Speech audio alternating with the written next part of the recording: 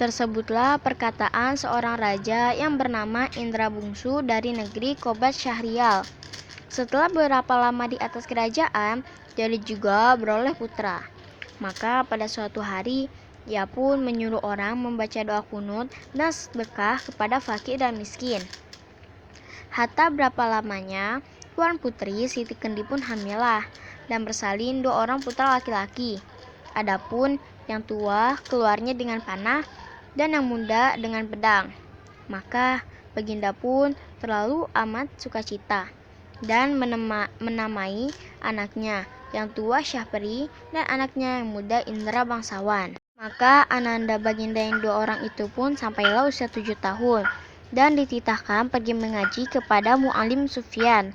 Sesudah tahu mengaji, mereka dititah pula mengaji kitab usul, fikih, hingga saraf, tafsir sekaliannya diketahuinya.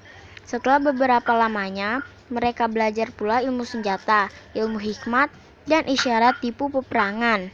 Maka Baginda pun bimbanglah, tidak tahu siapa yang patut dirayakan dalam negeri, karena anaknya kedua orang itu sama-sama gagah. Jikalau Baginda pun mencari muslihat, ia menceritakan kepada kedua anaknya bahwa ia bermimpi bertemu dengan seorang pemuda yang berkata kepadanya, barang siapa yang dapat mencari bulu perindu yang dipegangnya, ialah yang patut menjadi raja di dalam negeri. Setelah mendengar kata-kata Baginda, Syahperi dan Indra Bangsawan pun bermohon pergi mencari bulu perindu itu. Mereka masuk hutan, keluar hutan, naik gunung, turun gunung, masuk rimba, keluar rimba, menuju ke arah matahari hidup. Maka datang pada suatu hari, hujan turunlah dengan angin ribut, taufan, kelam kabut, gelap gulita, dan tiada kelihatan barang satupun. Maka Syahperi dan Indra Bangsawan pun bercerailah. Berapa lama di jalan, sampailah ia kepada suatu taman dan bertemu dengan sebuah gendang yang dipukulnya. Tiba-tiba ia terdengar orang yang melarangnya memukul gendang itu. Lalu diambilnya pisau dan gendang itu muncullah Putri Ratnasari dari gendang. Putri Ratnasari menerangkan bahwa negerinya telah dikalahkan oleh Garuda. Itulah sebabnya ia ditaruh orang tuanya dalam gendang. Indra Bangsawan pergi mencari saudaranya. Ia sampai di sebuah gua dan bertemu dengan seorang raksasa. Raksasa itu menjadi neneknya dan menceritakan bahwa Indra Bangsawan sedang berada di negeri Anta Berantah yang diperintahkan oleh Raja Kabir. Adapun Raja Kabir itu takluk kepada Buraksa dan akan menyerahkan putrinya, Putri Kemalasari, sebagai upeti. Kalau tidak demikian, negeri itu akan dibinasakan oleh Buraksa.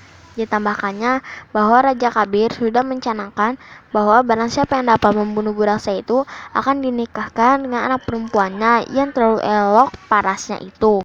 Berapa lamanya Putri Ratnasari pun sakit mata terlalu sangat. Para ahli pun mengatakan hanya air susu harimau yang beranak mudalah yang dapat menyembuhkan penyakit itu. Datanglah ke-9 orang anak raja meminta susu yang disangkanya itu susu harimau dengan hati yang gembira.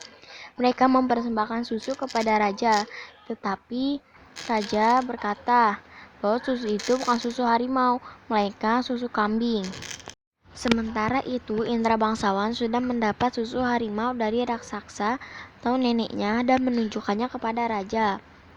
Tabib berkata itulah susu harimau yang sebenarnya. Diperaskannya susu harimau ke mata Tuan Putri. Adapun setelah Tuan Putri sembuh, Baginda tetap bersedih. Baginda harus menyerahkan Tuan Putri kepada Buraksa, raksasa laki-laki, apabila ingin seluruh rakyat selamat dari amarahnya. Baginda sudah kehilangan daya upaya. Indra Bangsawan telah diajarkan oleh nenek raksasa untuk mengalahkan Buraksa.